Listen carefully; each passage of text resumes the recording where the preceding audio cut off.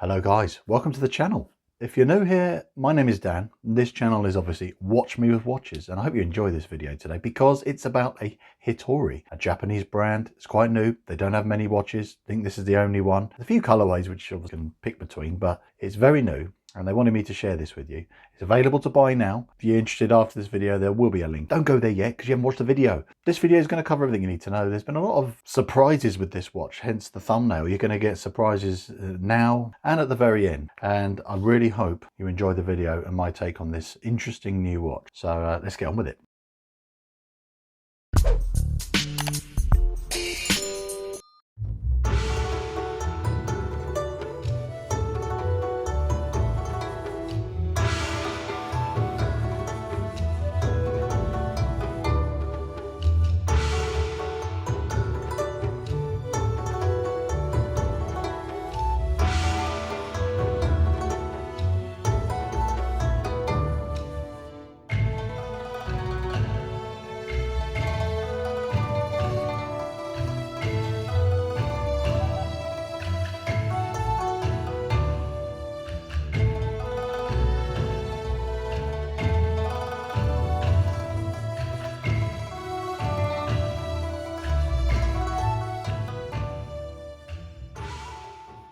So we're going to get to the review part of the video now. I'm going to get on with it. But before I do that, I want to introduce some new additions to my way of presenting my straps and my watch that I want to review today. And that is, I made this presentation plinth, if you will, with the oak in my lunch break at work. And also another day I made this out of oak and I did a bit of lime washing on it. And this is showing my straps. We're going to be putting this on later, but that's beside the point for now. It's just a bit more of a professional setup. I hope you like it. Let me know what you think. Let's get stuck in. What I'd like to talk about first is, with this piece, what have I discovered to be the negatives? Because we'll get that out of the way, because then we can move on to all the positives and then we'll finish there really and finish with the strap show. So the first thing I want to highlight, let's get this out of the way. I'll quickly show you this. I'm very proud of this. Anyway, it's a novelty. Actually, I'm going to show you this first, the packaging. I don't normally show packaging, but this is something which impressed me a little bit because we've got the branding on here, Hitori, and in here is all the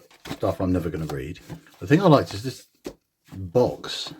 I know this box is technically useless because after you've got the watch out of it, you're never going to really use it again, but you could possibly use this because it's very attractive.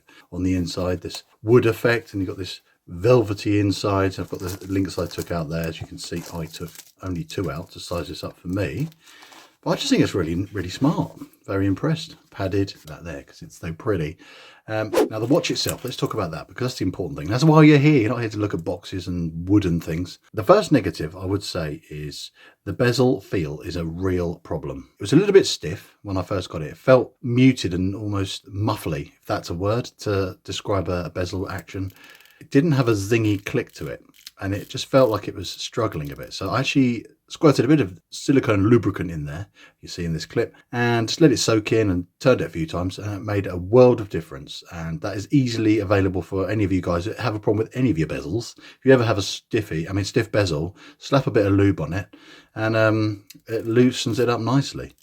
So that was the first thing I noticed. It does line up very nicely, but it does have a terrible feel. That's the other thing. It's meant to be 120 click, and they say in all their marketing gumph, which is about 5,000 words long, that it's got this gorgeous mechanical clicking action. You feel every single click. But I'm sorry, it's not as good as what they're saying. That's bullshit. It's average at best, but it's got no back play or anything like that. It's very solid. There's no cheapness to it. It's just that feel. It's almost plasticky. So that's the first criticism. And the next one is these lugs. This part of the lug looks way too fat. As you can see there, it's bulging. I don't like a bulging lug. It just looks a bit unusual. And when it's on wrist, it looks like it's just a little bit too proud and it's just sticking out a bit too much. So I would say it looks a bit too chunky, and it could do with being tapered a little bit and feathered in to blend in with the rest of this rather gorgeous bracelet. Next thing, this is very blue AR, very blue. It definitely helps with the legibility, but it's a bit distracting how strong the AR coating is. I'd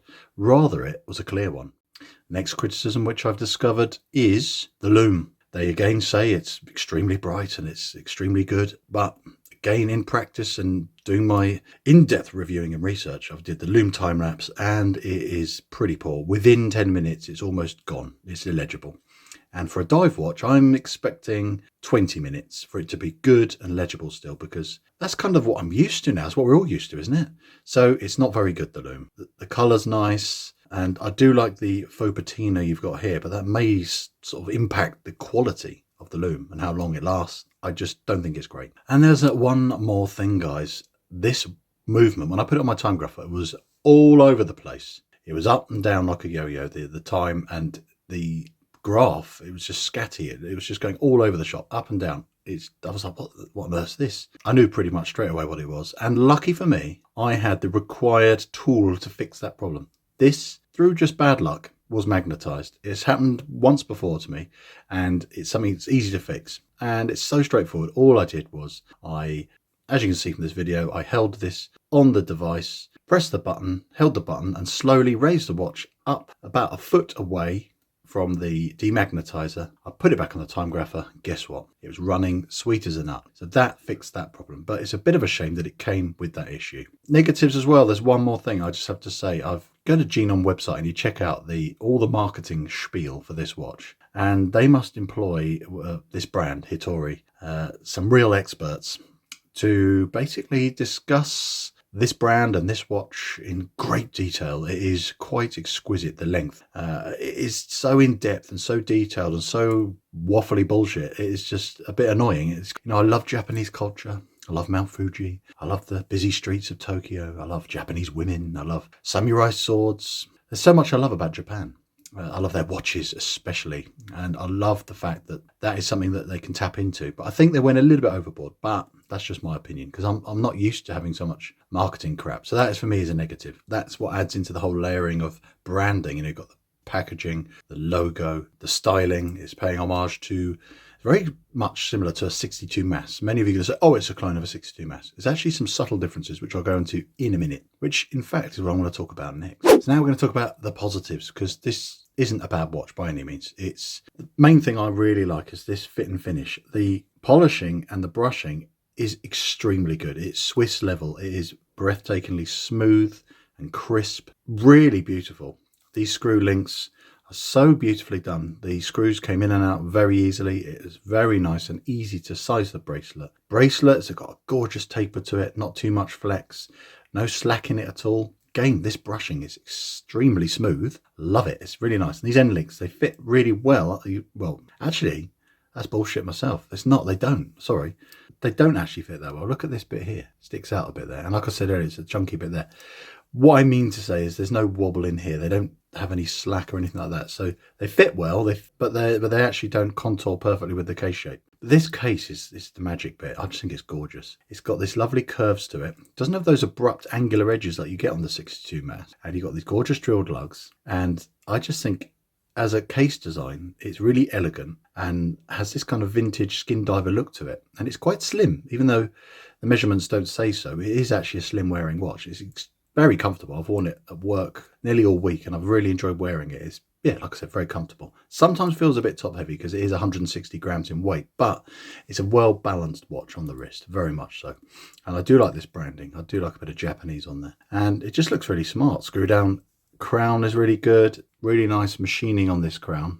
Easy to take a grip on and pop out and adjust the time and hand wind it, etc. It screws in again really easily. It's lovely double dome sapphire with, again, I said earlier, that AR coating's a little bit strong, but it's nice to have such a good spec. Ceramic bezel insert. They got the color match spot on with the color in the bezel insert and the indices. Really nice match. This is the retro black and I think it is really gorgeous. But the other positive is the other colors available. We've got green dial, there's 2 blue variations and this retro black, and I think they all look gorgeous. But that blue dial is just something special. You don't see that. You can't get that really anywhere else as close to that. Case back as well. I've still got the sticker on it. I've been sort of babying this a bit, but I do like the little wave feature on there and some details about the watch on the back. It's pretty plain. There's nothing too dramatic on the back, but it does the job. And it's got 200 meters of water resist, so it does what it should as a diver's watch. The clasp is really nice.